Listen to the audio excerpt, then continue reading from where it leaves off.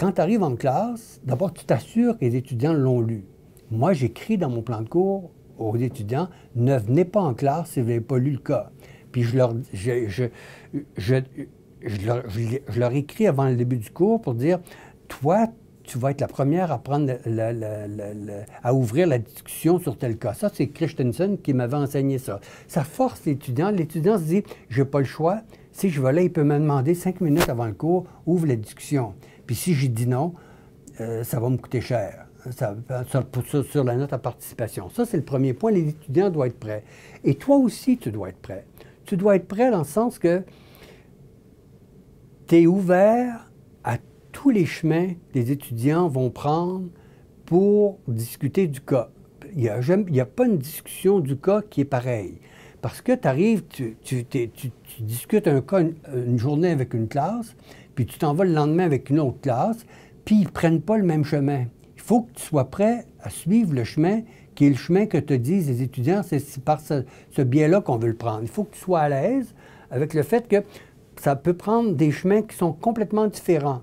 Et aussi, il faut que tu sois à l'aise avec le fait que le cas, tu ne vas pas épuiser tout le contenu du cas. Il faut que tu sois à l'aise avec le fait que à la fin de leur écart, peut-être que tu as sorti seulement 50 % de tout le potentiel qu'il y aura à faire avec le cas.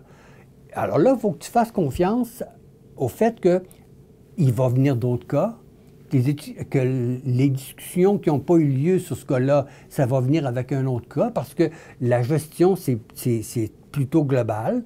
Tu peux parler de planification, mais tu ne peux pas parler de planification sans parler de contrôle. Tu ne peux pas parler de structure sans parler de planification. Tout se tient finalement. Donc, ça va revenir. Il faut que tu fasses confiance à ça.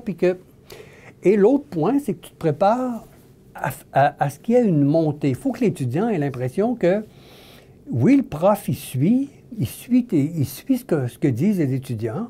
Et là, il faut que ta mémoire, tu exerces ta mémoire, et plus tu le fais, plus ta mémoire s'exerce. Je me rends compte, par exemple, que ma mémoire pour retenir les noms des étudiants, à force d'avoir retenu des noms d'étudiants, les étudiants sont toujours étonnés. Au bout de 2 séances, je sais le nom des étudiants.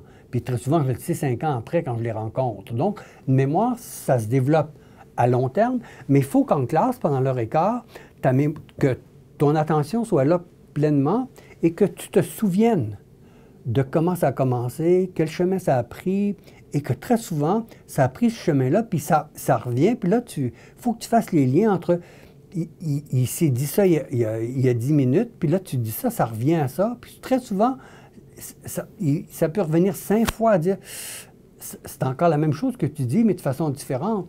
Et tu prépares donc une montée, un point de chute qui n'est pas toujours le même. Il y a des fois que la discussion fait en sorte que ce qui va ressortir de la discussion, c'est telle chose. Et il faut que tu sois prêt à faire une chute, un point de chute qui n'est pas le même tout le temps. Ça dépend de comment les étudiants ont réagi avec ça. Et pour moi, ça, c'est l'intelligence des étudiants, là, moi, je n'ai pas de doute là-dessus. C'est un étudiant un groupe d'étudiants de 40, 50 personnes qui discutent sur une situation précise, sur un cas. Je reconnais que surtout si on n'est pas de la même génération, je fais attention, là, eux, ils ont le droit de penser comme ils veulent.